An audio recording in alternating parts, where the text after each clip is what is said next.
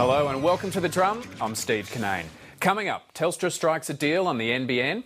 Climate change skeptic Lord Monkton trots out the Nazi analogies. And we talk to Ray Colby from the SBS series Go Back to Where You Came From. Our panel tonight, Soutphommasane from the think tank Per Capita, economist and political commentator Eric Knight, and ABC News Radio's John Barron.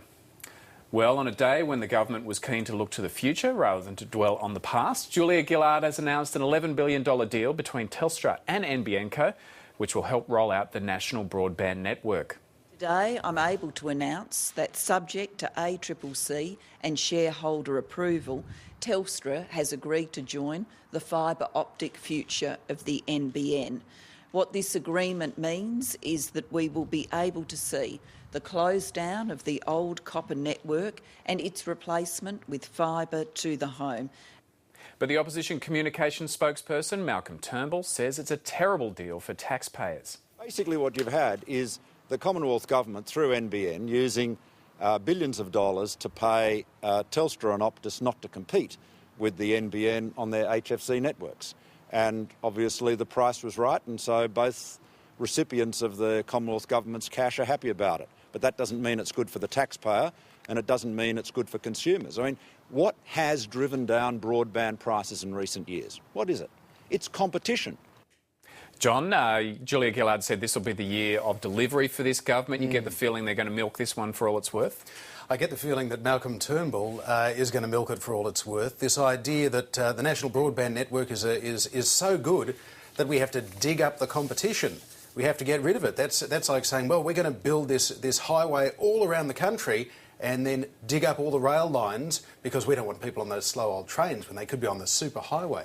So it's curious, the logic here, that Telstra is being paid $11 billion, Optus being paid close to $1 billion to shut down the copper network and the other wireless networks available, and to get access to the holes in the ground that they now don't have to dig for the national broadband network, and will make it a little bit cheaper.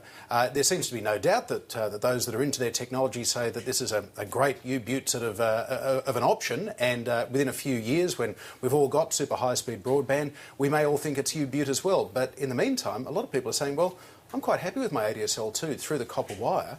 Why do we need to be spending billions of dollars on this? So, Tim, does that make it a bad deal for the taxpayers? Oh, not at all. I think you have to bear in mind that there's a real asset value involved in the national broadband network here, and the government has said that it will sell off the NBN after a few years of ownership, 5 I believe, and that could be in the vicinity of $30 or $40 billion. And that's going to be money back to the taxpayer. And don't forget as well that this is a real digital nation-building investment that the government is making. And it has a very powerful story to tell with the NBN. It was a very powerful story in the 2010 election. And I think the government will take a lot of heart from the kind of responses that it got last year from that story. Eric, it was popular during the election, but is it likely to be a winner for Labor, do you think? Not really, because I think, look, everyone agrees that we want fast internet to our houses. The real issue here is how you do it. And I actually think Malcolm Turnbull's on the money here, and I agree with John, that it's about how we do it and how much it's going to cost. And the idea that you dig up existing infrastructure and pay people to do that, and then replace it with a whole another type of technology, which may one day date, I think is problematic, both from a cost perspective and also from a competition perspective. I think what Malcolm Turnbull was trying to get at today was that, yes, you can pay off Optus, yes, you can pay off Telstra, but what about all the other small providers that are going to be out there vying to compete, to put down different ways of delivering internet to our houses? That's the story of competition that's missing from this agenda. And as much as Stephen Conway wanted to go out and say this was a winner for competition, competition is actually the weakest link in this plan. Tim, we've seen massive competition reforms that have made Australia better in the last 10 years. Is this going backwards on that front? No, I don't think so. I think most economic commentators would recognise this as having some macroeconomic value, especially if you look at the kind of productivity contributions that a national broadband network can make to the Australian economy. And bear in mind too that there are going to be benefits in areas such as health and also education, and there are, to use that Rumsfeldian phrase, some known unknown benefits to NBN as well. We can't foresee just how an NBN will transform Australian society and the Australian economy. Eric, what about those aspects, particularly about regional Australia, how people who may not be able to see a doctor in their local area, a certain specialist may soon be able to do it courtesy of the NBN. Sure, well, look, I totally agree. We all want fast internet, and this goes back to how you achieve it. I mean, that's what this is all about. And just on Tim's point about economic commentators sort of saying this is going to be a good thing, I mean, Optus was all smiles today, but previously, for the last couple of weeks, that is, they've been arguing, saying, look, let's work out how we're going to sell retail services to customers here. Telstra's going to get various special advantages that we're not in on, and that's not very competitive. So I think Optus itself was, happy about the deal today because it just got $1 billion.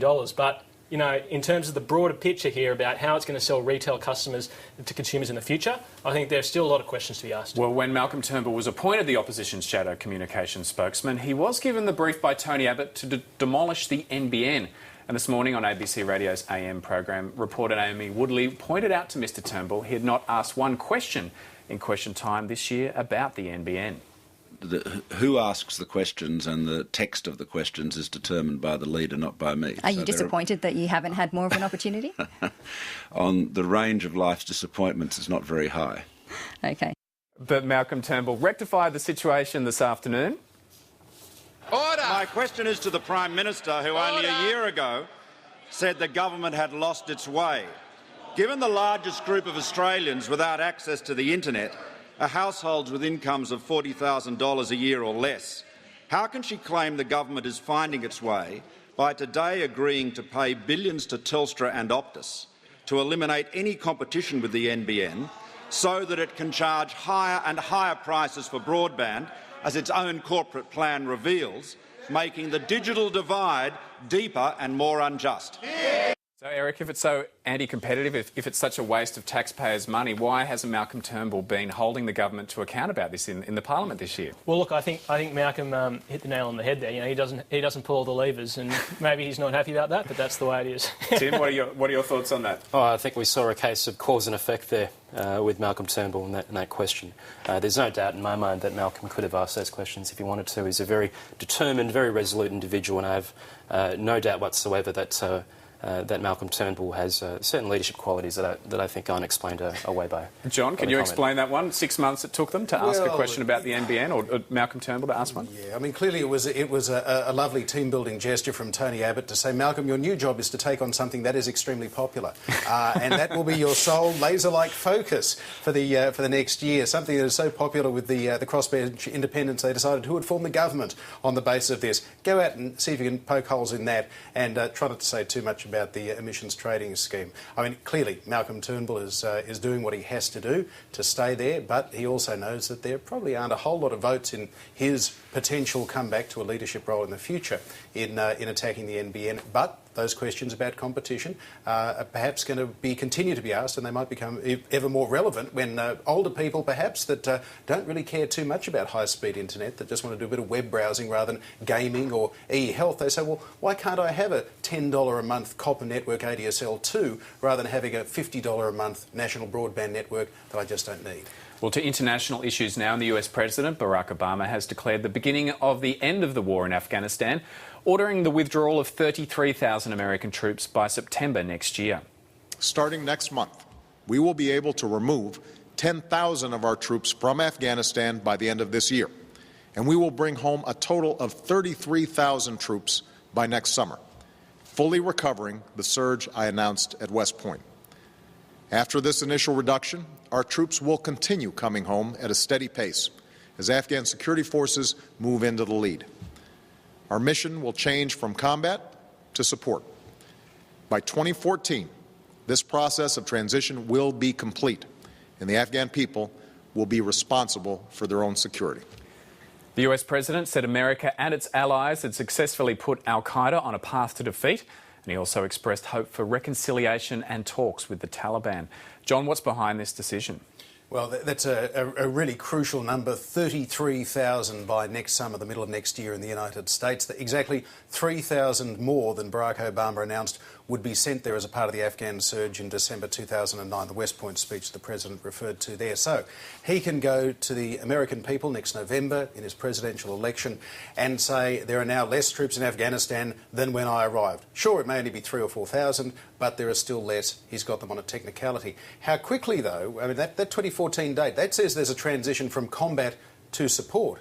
Not to say that there won't still be 60,000 troops there for another 50 years. There's potentially going to be a very, very long US presence and a very, very long Australian presence. He said nothing about that today. And the response in the US has been interesting from Republicans and Democrats. Some are saying the withdrawal's too fast, some are saying it's too slow. Yeah, of course. And the chief Republican rival for Barack Obama, at least at this point, for Massachusetts Governor Mitt Romney, is very much of a mind to say, well, economics shouldn't be a consideration, even though this is a $1 trillion war that's claimed 1,500 American lives.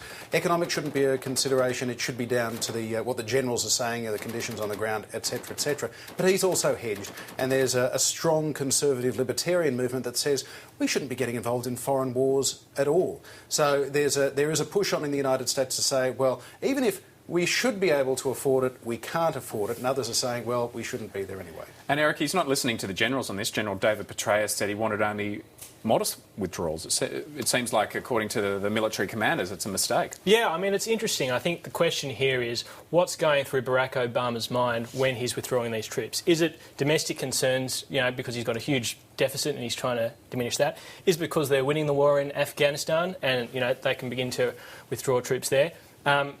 Is it a mixture of the two, and what's the balance there? I think that's the question. And it sounds like, if you imply, if you take your comment further, that perhaps they're not winning. They need the troops to stay there. General Petraeus, I think Gates was also saying maybe we need to keep more troops there, and that this is in fact a political decision, to do with domestic financial problems back home. Tim, does it smack of a political decision to you? I mean, the military commanders are saying the gains that they've had recently in Afghanistan have been quite fragile.